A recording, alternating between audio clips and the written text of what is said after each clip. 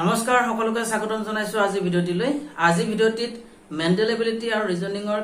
বিভিন্ন টাইপৰ কেইবাটা প্ৰশ্ন লৈ আহিছো আৰু এই প্ৰশ্নসমূহ কেনেকৈ অতি সহজতে কৰিব পাৰি সেই কথা আজি ভিডিঅ'টিত আলোচনা কৰিম। গতিকে প্ৰথম কুৱেশ্যনটি লৈছো।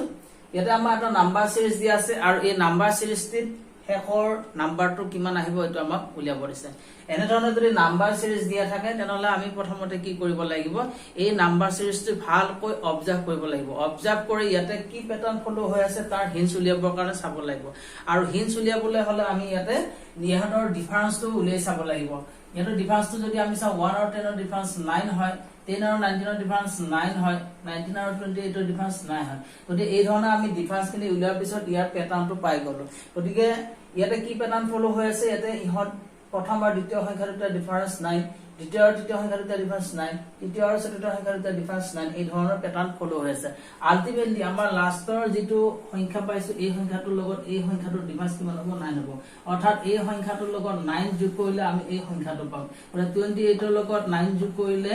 আমি কিমান পাম, 37 পাম। গতিকে এই কুৱেশ্যন মাৰ্কত কিমান আহিব, 37 আহিব। অৰ্থাৎ এই অপচনসমূহৰ ভিতৰত শুদ্ধ উত্তৰটো হ'ব অপচন বি 37। এই ধৰণে আন এটা কুৱেশ্যন লৈছো। ইয়াতে এটা নাম্বাৰ সিৰিজ দিয়া আছে আৰু এই নাম্বাৰ সিৰিজটোৰ লাষ্ট নাম্বাৰটো কিমান হ'ব সেইটো সুধিছে। গতিকে এনে ধৰণৰ কুৱেশ্যন হতে আমি প্ৰথমতে কি কৰিব লাগিব, যিটো নাম্বাৰ সিৰিজ দিয়া থাকে সেইটো আমি প্ৰথমতে অবজাৰ্ভ কৰিব লাগিব। এইটো অবজাৰ্ভ কৰাৰ পিছত আমি প্ৰথমতে হিন্স উলিয়াবৰ কাৰণে ডিফাৰেন্সটো উলিয়াই চাম।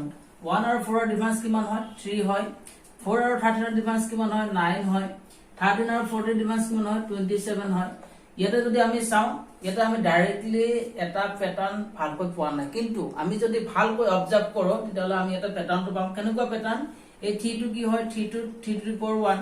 এই 9 টো কিমান লিখিব পাৰো, 3 স্কয়াৰ লিখিব পাৰো, আৰু 27 টো কি লিখিব পাৰো, 3 কিউব লিখিব পাৰো। আলটিমেটলি ইয়াৰ পিছৰ যিটো ডিফাৰেন্স আহিব সেই ডিফাৰেন্সটো আমি কিমান পাম, 3 to the power 4। 3 to the power 4 মানে আমি কিমান পাম, 3 to the power 4 মানে হল 3 into 3 into 3 into 3, অর্থাৎ 3 into 3 9, 3 into 3 9, 9 into 9 অর্থাৎ 81। গতিকে ইহঁতৰ মাজত ডিফাৰেন্সটো কিমান হ'ব, 81 হ'ব। গতিকে আমি এই 81 টো কেনেকৈ পালো, 3 to the power 1, 3 square, 3 cube, 3 4, এই প্যাটাৰ্ন মতে আমি 81 পালো। গতিকে 40 ৰ লগত 81 প্লাস কৰিলে আমি কিমান পাম, 40 ৰ লগত 81 প্লাস কৰিলে আমি 121 পাম। গতিকে এই কুৱেশ্যন মাৰ্কটোত কিমান আহিব, 121 আহিব। আৰু এই অপচন সমূহত যদি চাওঁ আমাৰ অপচন ডি টো হৈছে ইয়াৰ কাৰেক্ট এনসাৰ। এই ধৰণে আমি এনে ধৰণৰ নাম্বাৰ সিৰিজৰ ক্ষেত্ৰত আমি কি কৰিব লাগিব, এই যিটো নাম্বাৰ সিৰিজ দিয়া থাকে এই নাম্বাৰ সিৰিজটো আমি প্ৰথমতে ভালকৈ অবজাৰ্ভ কৰিব লাগিব। অবজাৰ্ভ কৰাৰ পিছত আমি ইয়াৰ হিন্স উলিয়াব চাব লাগিব কি প্যাটাৰ্নত জড়িত হৈ আছে। প্যাটাৰ্নটোৰ হিন্স উলিয়াবৰ কাৰণে আমি ডিফাৰেন্সটো উলিয়াই চাব পাৰোঁ। ডিফাৰেন্সটো উলিয়াৰ পিছত 3 9 27 81 পোৱা গ'ল। কিন্তু আমি ইয়াতে ডাইৰেক্টলি যেটো প্যাটাৰ্নটো ভালকৈ ধৰিব পৰা নাই, কিন্তু আমি যদি ইয়াত 3 to the power 1, 9 to 3 square, 27 to 3 cube যদি এই ধৰণে লওঁ তেতিয়াহলে আমি প্যাটাৰ্নটো দেখা পালো যে ইয়াতে কি প্যাটাৰ্ন জড়িত আছে। ইয়াৰটো ডিফাৰেন্স বিলাক কি হৈছে, 3 to the power 1,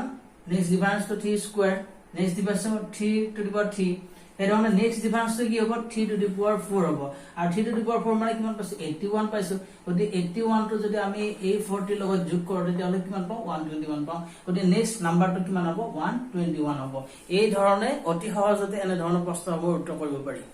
আন এটা কুৱেশ্যন লৈছো। এই কুৱেশ্যনটিত আমাৰ দুটা নাম্বাৰ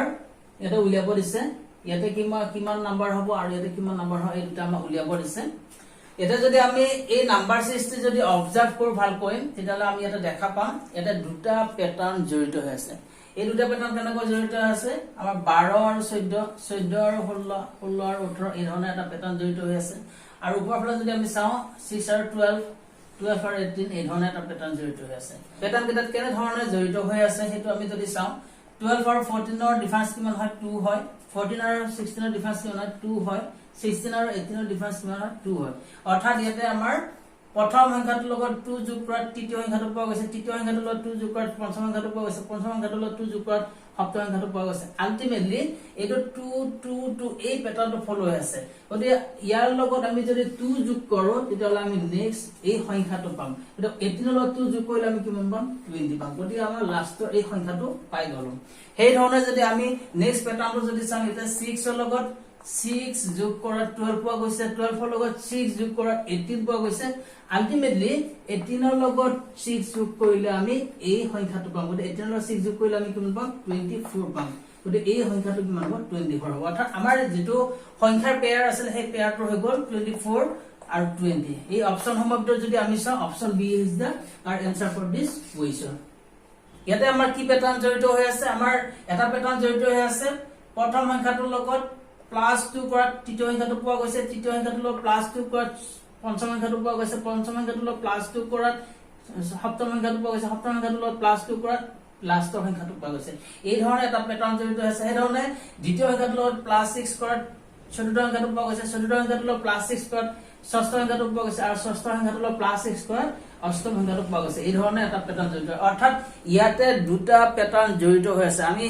এন ধৰণৰ নাম্বাৰ সিৰিজৰ কোৱেশ্চন দিয়া থাকিলে আমি ভালকৈ অবজাৰ্ভ কৰিব লাগিব কেতিয়াবা এই ধৰণে দুটা প্যাটাৰ্ন জড়িত হৈ থাকিব পাৰে গতিকে এই ধৰণে অতি সহজতে এনে ধৰণৰ কোৱেশ্চনসমূহৰ এনসাৰ কৰিব পাৰি যদিহে আমি প্যাটাৰ্নটো উলিয়াব পাৰো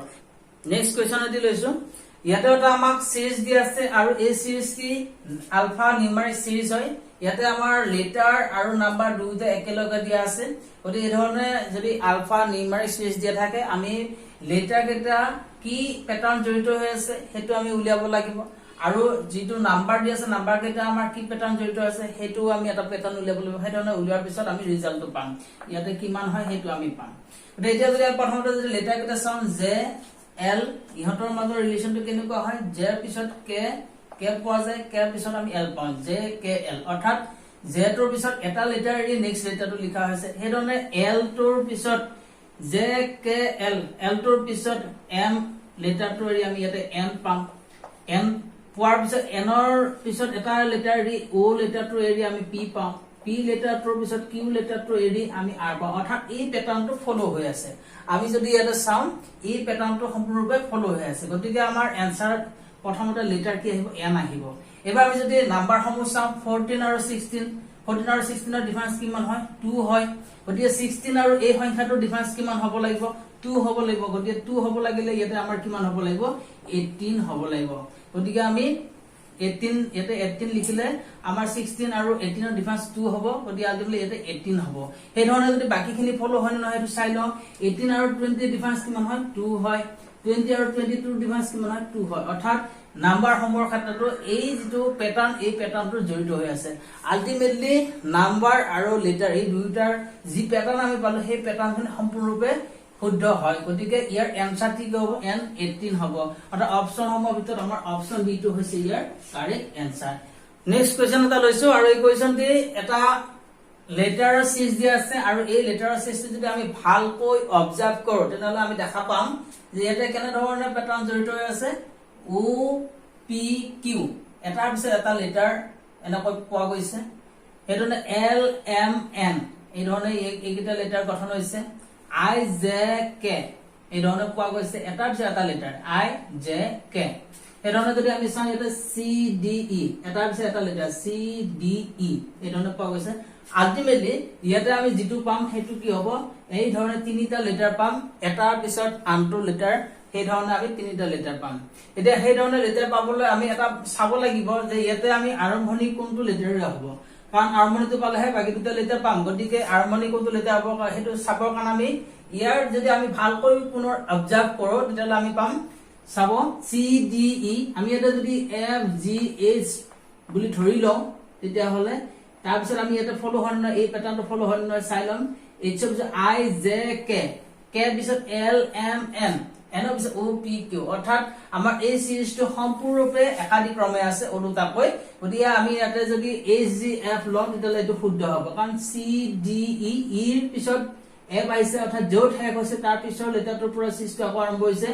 এফ জি এইচ এইচৰ শেষ হৈছে আই পৰা আকৌ আৰম্ভ হৈছে আই জে কে কে টোৰ শেষ হৈছে কে পিছত আকৌ এলৰ পৰা আৰম্ভ হৈছে এল এম এন এনত শেষ হৈছে আকৌ ওৰ পৰা আৰম্ভ হৈছে ও পি কিউ এই ধৰণে সিৰিজটো ইয়াতে জড়িত হৈ আছে গতিকে আলটিমেটলি আমাৰ এই এফ জি এইচ এইটো হ'ব আমাৰ শুদ্ধ উত্তৰ গতিকে এই অপচন সমূহৰ ভিতৰত যদি আমি চাওঁ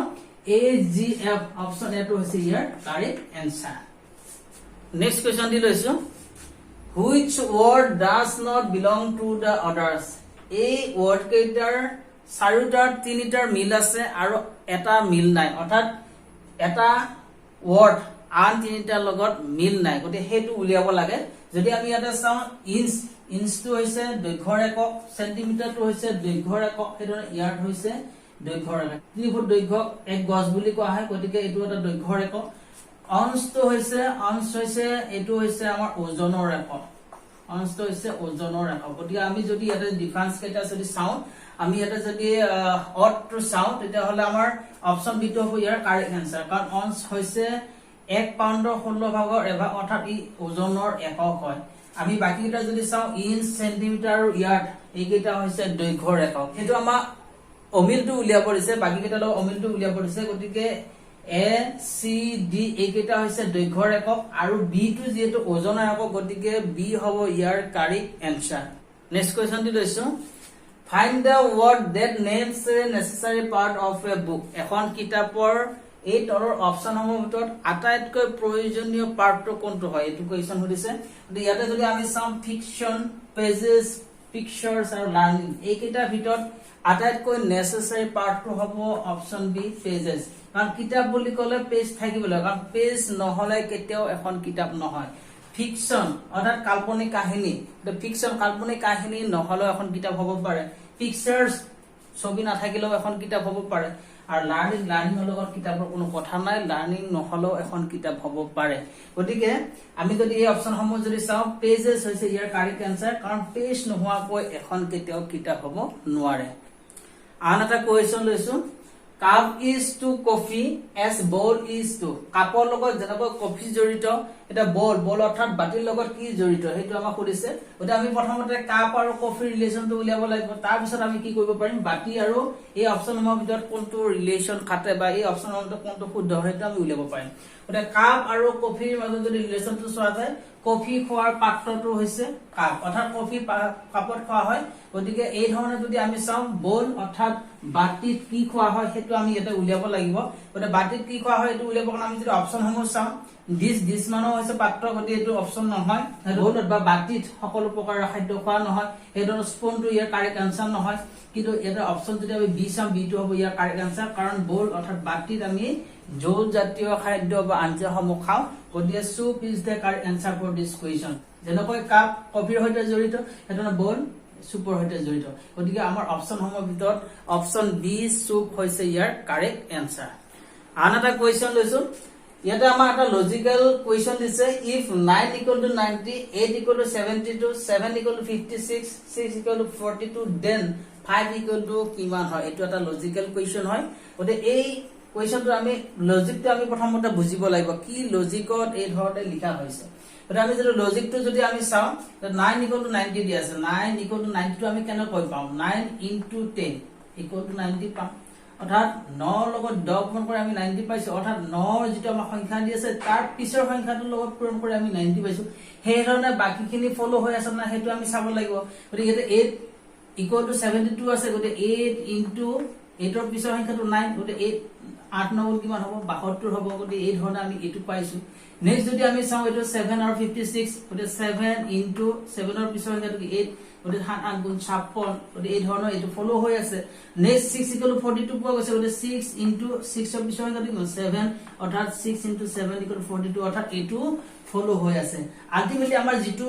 আমি প্যাটাৰ্ন চালো যেটো লজিক চালো সেই লজিকটো ইয়াতে ফলো হৈ আছে অৰ্থাৎ আমাৰ প্ৰথম যেটো সংখ্যা দি আছে সেই সংখ্যাটোৰ লগত তাৰ পিছৰ সংখ্যাটো পূৰণ কৰাৰ ফলত এই 90 টো পোৱা গৈছে এই ধৰণে প্ৰথম এই সংখ্যাটো এইটোৰ লগত তাৰ পিছৰ সংখ্যা 90 পূৰণ কৰাৰ ফলত 72 পোৱা গৈছে প্ৰথম সংখ্যা 7 আছে 7 সংখ্যাটোৰ লগত তাৰ পিছৰ সংখ্যাটো পূৰণ কৰাৰ ফলত 56 পোৱা গৈছে আমাৰ 6 দি আছে 6 ৰ লগত তাৰ পিছৰ সংখ্যাটো 7 পূৰণ কৰাৰ ফলত 42 পোৱা গৈছে গতিকে আমাৰ এটা 5 দি আছে 5 ৰ পিছৰ সংখ্যাটোৰ লগত পূৰণ কৰাৰ ফলত আমি কি ৰিজাল্ট পাম 30 পাম অৰ্থাৎ অপচন সমূহৰ ভিতৰত 30 টো হৈছে ইয়াৰ কাৰেক্ট আনসাৰ অৰ্থাৎ অপচন বি টো হৈছে ইয়াৰ কাৰেক্ট আনসাৰ এই ধৰণে আমি এধৰণৰ লজিক্যাল কোৱেশ্চন সমূহ দিয়া থাকিলে আমি প্ৰথমতে কি লজিক ইয়াতে ইউজ হৈ আছে সেই লজিকটো উলিয়াব চেষ্টা কৰিব লাগিব আৰু সেই লজিকটো আমি যেতিয়া পাম তেতিয়া এনসাৰটো উলিয়াবৰ কাৰণে সহজ হ'ব গতিকে আমি লজিকটো যিকোনো প্ৰকাৰে আমি বুজি লৈ যেটো আমাৰ দিয়া থাকে হেতু আমি ভালকৈ অবজাৰ্ভ কৰি তাৰ পৰা আমি লজিকটো উলিয়া ল'ব লাগিব আৰু লজিকটো উলিয়াৰ পিছত এনসাৰটো কৰিবলৈ অতি সহজ হয় গতিকে এই ধৰণে আমি এই কোৱেশ্চনটোৰ এনসাৰ অতি সহজতে কৰিব পাৰো এবাৰ আন এটা নাম্বাৰ সিৰিজৰ কুৱেশ্যন লৈছো ইয়াতে আমাৰ এই নাম্বাৰ সিৰিজটোত লাষ্টৰ সংখ্যাটো কি হয় এইটো উলিয়াব দিছে যদি আমি এই নাম্বাৰ সিৰিজটো ভালকৈ অবজাৰ্ভ কৰো আমি ইয়াতে পাম 13 plus 4 17 17 minus 2 15 15 plus 4 19 19 minus 2 17 অর্থাৎ ইয়াতে আমাৰ কি প্যাটাৰ্ন ফলো হৈ আছে +4 -2 +4 -2 এই ধৰণৰ প্যাটাৰ্ন ফলো হৈ আছে গতিকে আমি এটা 17 লগত কি কৰিবলৈ +4 কৰিবলৈ +4 গলে আমি 21 পাম গতিকে 21 টো হ'ব ইয়াৰ কাৰেক্ট আনসাৰ অৰ্থাৎ অপচন এ টো হৈছে ইয়াৰ কাৰেক্ট আনসাৰ আমি এনে ধৰণৰ কুৱেশ্যনৰ ক্ষেত্ৰত আমি নাম্বাৰ সিৰিজ যেটো দিয়া থাকে হেতু আমি ভালকৈ অবজাৰ্ভ কৰিব লাগিব অবজাৰ্ভ কৰি এই ধৰণৰ আমি প্যাটাৰ্নটো উলিয়াই ল'ব লাগিব ইয়াতে আমি প্যাটাৰ্নটো উলিয়াতে কি পালো প্ৰথম সংখ্যাটোৰ লগত +4 কৰাত নেক্সট দ্বিতীয় সংখ্যাটো পোৱা গৈছে দ্বিতীয় সংখ্যাটোৰ পৰা 2 বিগ কৰাত আমি তৃতীয় সংখ্যাটো পাইছো এটা তৃতীয় সংখ্যাটোৰ লগত +4 যোগ কৰাত আমি চতুৰ্থ সংখ্যাটো পাইছো চতুৰ্থ সংখ্যাটোৰ পৰা 2 বিগ কৰাত আমি পঞ্চম সংখ্যাটো পাইছো গতিকে পঞ্চম সংখ্যাটোৰ লগত 4 যোগ কৰিলে আমি যেটো এনসাৰ পাবলগীয়া আছে হেতু আমি পাম অৰ্থাৎ +4 -2 +4 -2 +4 -2 এই ধৰণে প্যাটাৰ্নটো ইয়াত জড়িত হৈ আছে গতিকে ইয়াৰ হিচাপত আমি এনসাৰ এ টো শুদ্ধ হিচাপত পাইছো আন এটা কোৱেশ্যন লৈছো ইয়াতে আমাৰ নাম্বাৰ সিৰিজ এটা দিয়া আছে ইয়াতে আমি লাষ্ট নাম্বাৰটো কি হয় তো আমি উলিয়াব লাগে গতে এই নাম্বাৰ সিৰিজটো যদি আমি ভালকৈ অবজাৰ্ভ কৰো ইয়াতে আমি চাও আমি কি পাম 6 আৰু 2 ফৰ্মত ৰিলেচনটো কেনেকুৱা হৈছে 6 into 2 অৰ্থাৎ 6 2 12 এৰনে পোৱা গৈছে নেক্সট 12 আৰু 36 ৰ যদি ৰিলেচনটো চাও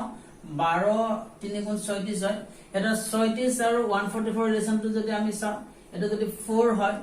তেতিয়া হলে আমি এই প্যাটাৰ্নটো ফলো হৈ আছে বুলি আমি ধৰিব পাৰিম যদি আমি 36 আৰু 4 পূৰণ কৰি যাম 6 4 24 4 হাতে গল 2 3 4 12 2 14 অৰ্থাৎ এই প্যাটাৰ্নটো ফলো আছে অৰ্থাৎ প্ৰথমটোৰ লগত 2 পূৰণ কৰি দ্বিতীয়টো পোৱা গৈছে দ্বিতীয়টোৰ লগত 3 পূৰণ কৰি তৃতীয়টো পোৱা গৈছে তৃতীয়টোৰ লগত 4 পূৰণ কৰি চতুৰ্থটো পোৱা গৈছে আলটিমেটলি এইটোৰ লগত চতুৰ্থটোৰ লগত আমি 5 পূৰণ কৰিলে এই সংখ্যাটো আমি পাম গতিকে 5 পূৰণ কৰিলে আমি কিমান পাম 4 5 20 0 হাতে গল 2 4 5 20 20 2 22 2 হাতে গল 2 1 5 5 8 গতিকে 720 পাম এই ধৰণে আমাৰ অপচন বি টো হৈছে ইয়াৰ কাৰেক্ট এনসাৰ গতিকে এটা যদি আমি প্যাটাৰ্নটো চাও প্ৰথমটো লগত 2 পূৰণ কৰি আমি দ্বিতীয়টো পাইছো এটা দ্বিতীয়টোৰ লগত 3 পূৰণ কৰি আমি তৃতীয়টো পাইছো এই ধৰণে তৃতীয়টোৰ লগত আমি 4 পূৰণ কৰি আমি চতুৰ্থটো পাইছো আৰু চতুৰ্থটোৰ লগত 5 পূৰণ কৰি আমি লাষ্ট এই 6 নম্বৰ সংখ্যাটো পাইছো গতিকে আমাৰ 2 3 4 5 এই ধৰণে পূৰণ হৈ গৈ আছে অৰ্থাৎ এই প্যাটাৰ্নটো ইয়াত ফলো হৈছে গতিকে ইয়াৰ হিচাপত আমাৰ অপচন বি টো হৈছে ইয়াৰ কাৰেক্ট এনসাৰ এই ধৰণে আমি এনে ধৰণৰ কুৱেশ্যন সমূহ অবজাৰভেশনৰ জৰিয়তে প্যাটাৰ্ন সমূহ উলিয়াই বা কিছুমান কুৱেশ্যনত আমি কি লজিক ইউজ হৈ আছে সেই সমূহ উলিয়াই লৈ সেই ধৰণে আমি সেই কুৱেশ্যন সমূহৰ এনসাৰ উলিয়াব পাৰো যদি ভিডিঅ'টি চাই ভাল পাইছে লাইক কমেন্ট আৰু শেয়াৰ কৰিব আৰু এনে ধৰণৰ ভিডিঅ'সমূহ পাই থাকিবৰ বাবে চেনেলটো যদি এতিয়ালৈকে সাবস্ক্ৰাইব কৰা তেনে চেনেলটো সাবস্ক্ৰাইব কৰি ল'ব ধন্যবাদ